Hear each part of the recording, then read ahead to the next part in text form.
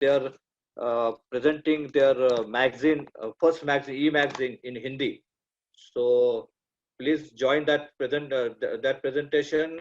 The link I think already Mandresar has put up in the group, Dynamic Foundry group, and I think Mr. Rao and every other people will also share that link in other groups as well. So please join that. It is a good initiative by Mr. Mandresar and Government Polytechnic to give some good initiative in local language. Now they are going in Hindi. In future, they can also go in Marathi and other languages as well. So it will help our new generation to understand the foundry in local language. So it is very good attempt. So before I go for the second question, second announcement, there is one question. I will just try to unmute him.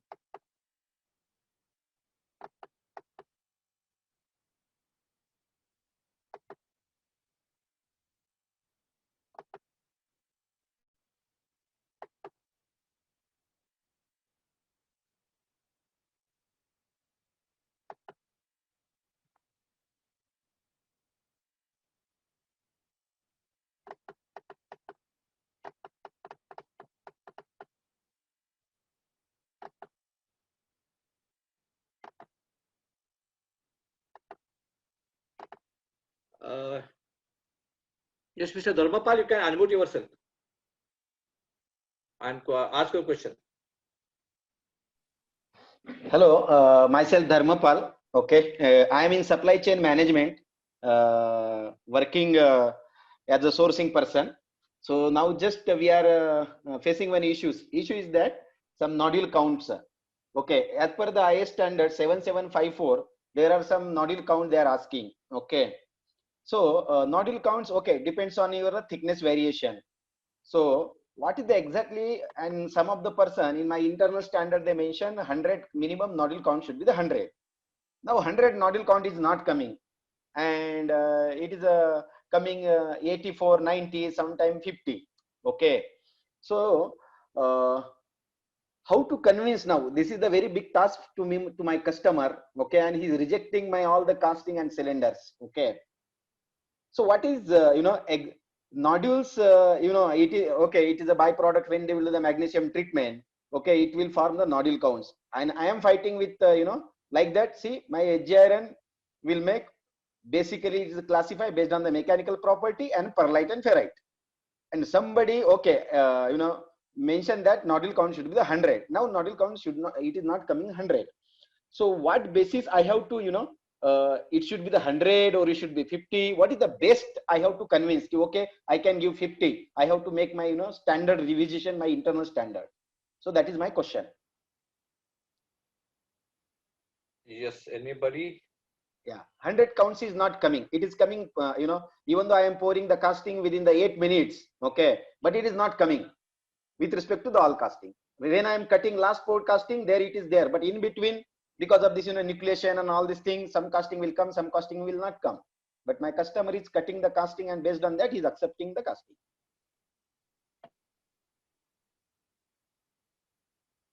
Minimum thickness, I can say my casting minimum thickness is 25 mm and maximum it is a 45 mm. Is any panelist can anybody like to answer? No, I am for the first time I'm hearing that nodule count is coming in the specification. Yeah, okay. Yeah, that's why. That's I never had, and during the development stage only I reject the offer. Or rather, of course, no one will reject the offer, but we try to convince the customer. Okay, now we have taken the order. Now we cannot do anything. Okay, yeah. so you have to improve the nodule count. Okay, there is no other way. Okay, so basically any AGN casting is defined by this tensile strength, elongation, ferrite content, and nodularity. Okay, nodularity I have had, but nodule count, ask my customer, I am here the first time. Okay, you have to improve nodule count by doing the stream inoculation. Okay, or you have to change the inoculant. There is no other way. So nodule count does not come from the furnace. Okay. Okay, furnace only you can use the increase the magnesium and other things to get the nodularity. Okay, nodal count basically comes from the inoculant only, basically nucleating sites basically. So you have to go for an inoculant in multi-stages and stream inoculation only. You may have to change the inoculant, and you can talk to any local technical people or local suppliers, technical person. Okay, you have to improve the. Once you create the offer, then you have to fulfill the order. Okay, and maybe I don't know many founder people are there. If anybody has come across, I think our friend, there are not. You dealing with multiple multinational customers. In nodal count specification, I have not had any. Rather, we are no foundry accepted so far. Okay. If you But see, what that is, see, that's why some of my R&D person maybe refer this, standard 7754, and one last line they put, okay, ki it is a minimum 100. Now, if I want to do something, I have to change my standard. I cannot. Very difficult to challenge with this, big people. MNCs basically. MNC, I know I faced a lot of this. Yeah. See, whether you do in the APQP stage, okay, and or you fulfill the requirement. Now I have to For fulfilling the requirement, you have to improve the inoculation.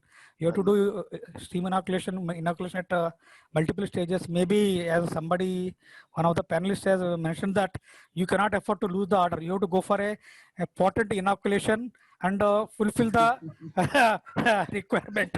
No, in that the good thing is that supplier in that forum only means supplier means it is a Sanam, it is a Elchem, both are in this forum also, and that the inoculation using. No, you have to fulfill the customer requirement. Yeah, okay, yeah, you have to grievance. No, I am the customer. I am the customer now. I am the customer for that casting. No, whoever it may be, but foundry has to fulfill the requirement. They have to change the inoculation practice. Okay.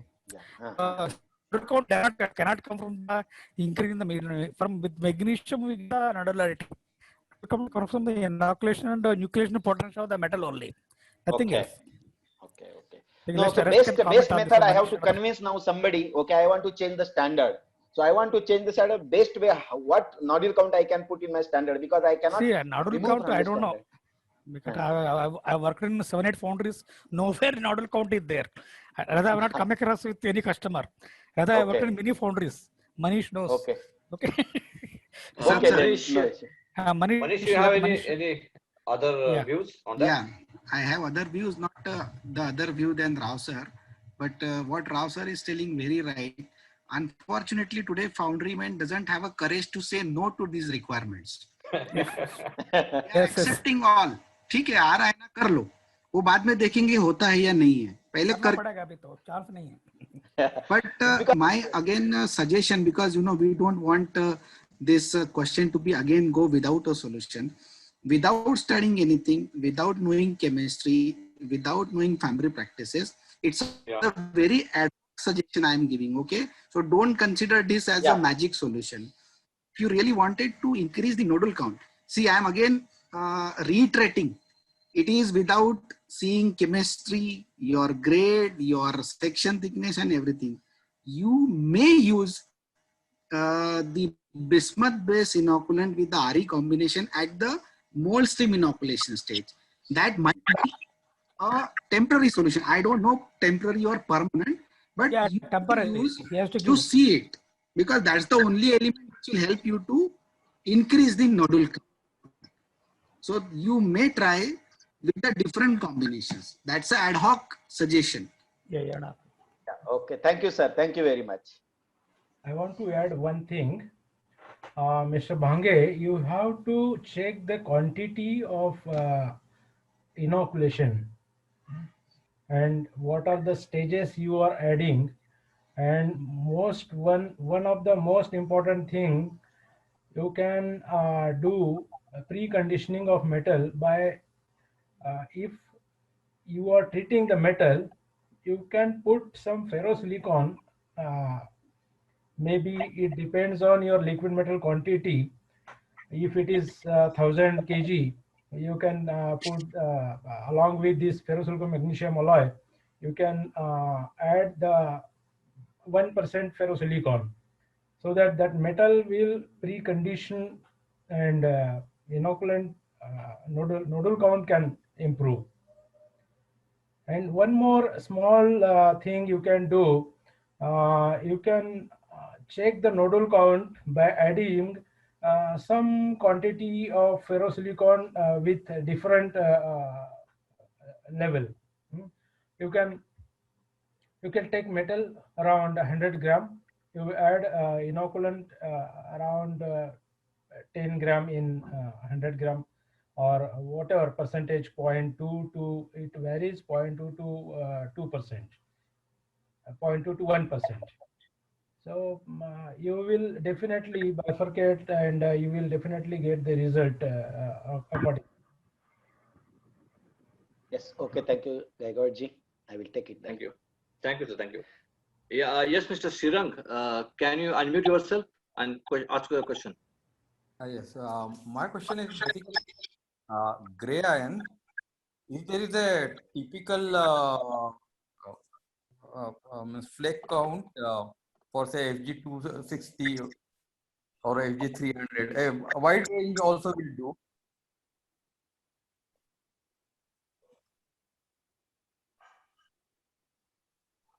Hello?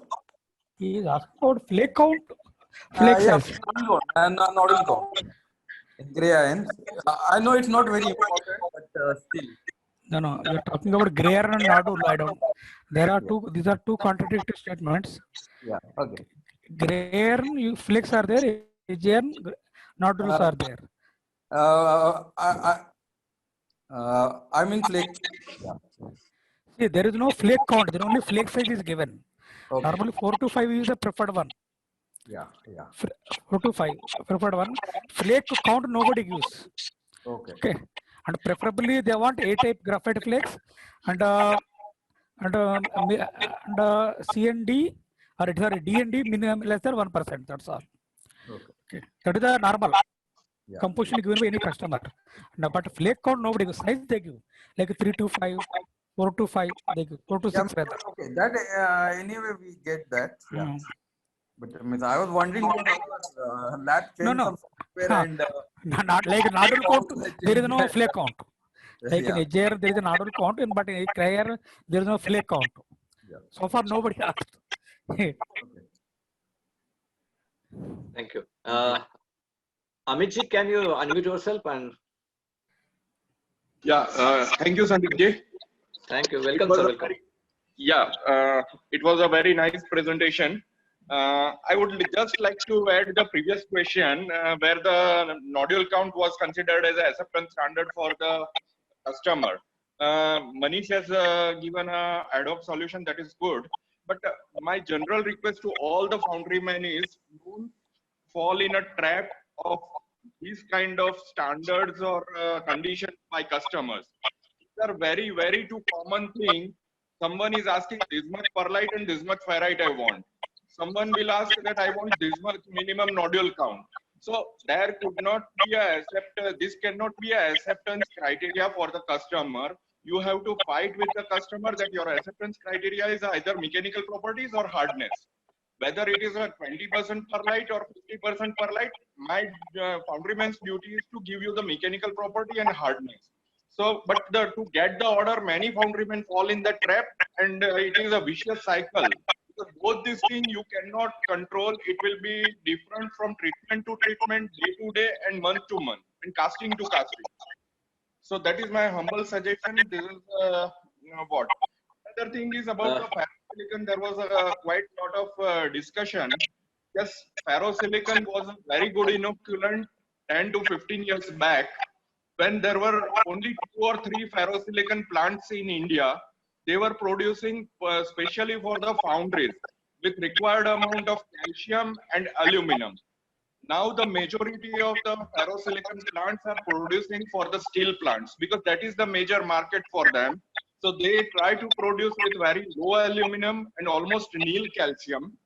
And whatever ferrosilicon available in the market with traders or other manufacturers, it contains very less amount of aluminum and calcium. So it has very minimal inoculation effect. So that's why barium has taken over, because it is the cheapest, and other proprietary inoculants are functioning well in the castings. So these are the 2 points I would like to tell the forum. Thank you, Sandeep ji. Thank you, Amitji. And as you rightly say, I have also gone through this situation recently, last couple of months. One of my customer has cut down my casting, and he's told me that the nodal count is very less. It is around 60 or 70. We checked the harness was okay. We see the micro, yeah, it was the nodal count was less. Then we have decided to go for the physical.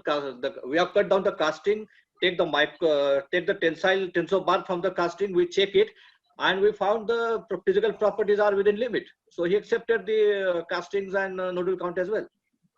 So that is what you say, that we have to focus more on physical properties and hardness.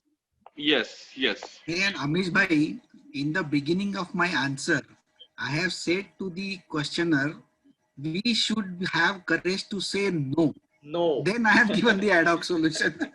Yeah. No, that is bismuth, particularly for thin and medium section castings. Bismuth rare earth inoculants works wonderfully well. Particularly very thin section casting, 10 mm, 5 mm section thickness. Bismuth gives excellent results. Yeah. That is the one I told, that is called in foundry APQP. During advanced product quality planning stage, we should rather, we cannot reject the offers these days, so we have to convince the customer. Okay, Yes. that is the only we have to like a typical businessman. And of course, regarding ferrosilicon inoculant, still is where you have bigger size casting. You can say after tapping to pouring, let us say, you don't require a very potent inoculants. Yes. Okay, a heavy casting, heavy bench weight, 1 ton metal, 5 casting, 6 casting. There you don't require any this thing. Like I will take the name. Okay, even I work with DCM and Gadiga Product. These are the very foundries. Okay, they never use alloy inoculants for a non-typical casting or housing transmission flywheel. Yes. They use simply ferrosilicon freshly crushed. Even with press pour, DCM 95 I am talking, not Gadiga Product 2001. 95 I seen on DCM. Stream inoculation, simple ferrosilicon inoculant. They need to purchase ferrosilicon inoculant, not crushing. 0.2 to 0.7 ferrosilicon inoculant they need to procure and use it for non-critical items. Only now not many people are there. They need to use this downstream inoculant. Inoculant 75. That is only for the export item and critical item. That's all, not more than that. That supersede 75 imported from LKM Norway.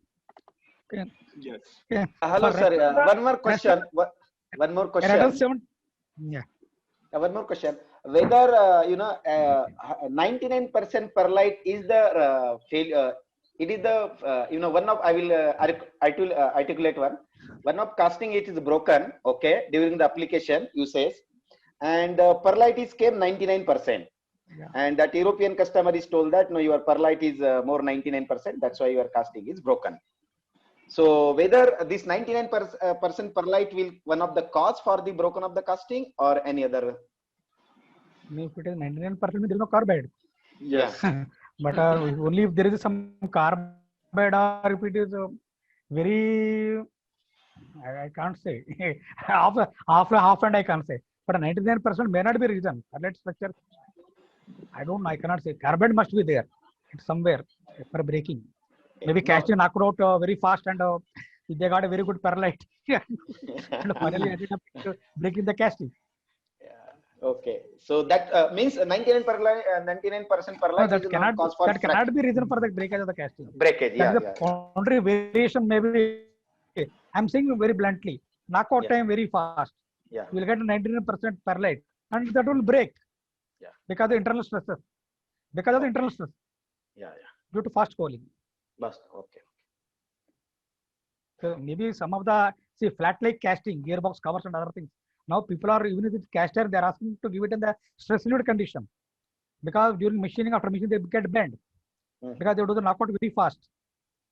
So some customer instance, we want 100% stress fluid casting, or you ensure minimum 60 to 90 minutes knockout time with high pressure molding line. This is the now requirements are coming from the customers. Yes, thank you very much. Means failure analysis not done properly by the European people. I can say. No. I will tell you very simple example. Very less people are there. So one of the MNC told that their principles, I don't know where they are, the principle in which country. They are saying that do not use silicon carbide in HJRN. they told that boron comes from the silicon carbide. Boron, it should not have more than 0.0012 the casting, and that boron comes from the silicon carbide. And of course, Mr. Deshpande is there in the group now. He knows this story. And we sent it to the Bombay, got analysis of boron content in the silicon carbide, which we were using in the AGRM. And there is no boron in that one. That boron was not purchased out from outside, it is purchased from the Kolhapur. Okay, you cannot say that foreign imported silicon carbide. No, it is from the Kolhapur only we purchased silicon carbide. So something they find something weird and they put it everything on the foundry. You control this, like that only. Okay, thank you very much, sir. Thank you very much. Thank you. Thank you. So I think it's already 9 past. So let us conclude this webinar. The second announcement that I was going to do that, like inoculation is an important thing in melting. We have sleeves in important thing in molding. We have a next webinar on next Monday at 3 o'clock on high density sleeves by Mr. Khardekar, Satosh Khardekar. So please join it. The timing is little changed. Please remember 3 o'clock in the afternoon on next Monday. That is 21st. So kindly join for that webinar. It's a very interesting webinar again. The topic is yield improvement by using high density sleeves. So thank you very much, and thank you very much all the participants and the panelists for this excellent web presentation and question answer session as well. Thank you very much and good night. Okay, thank you. Thank Good you, night. Sandeep. Good night to all. Thank you. Good night. Thank you so Thank much. you. Bye. Good night. Good night.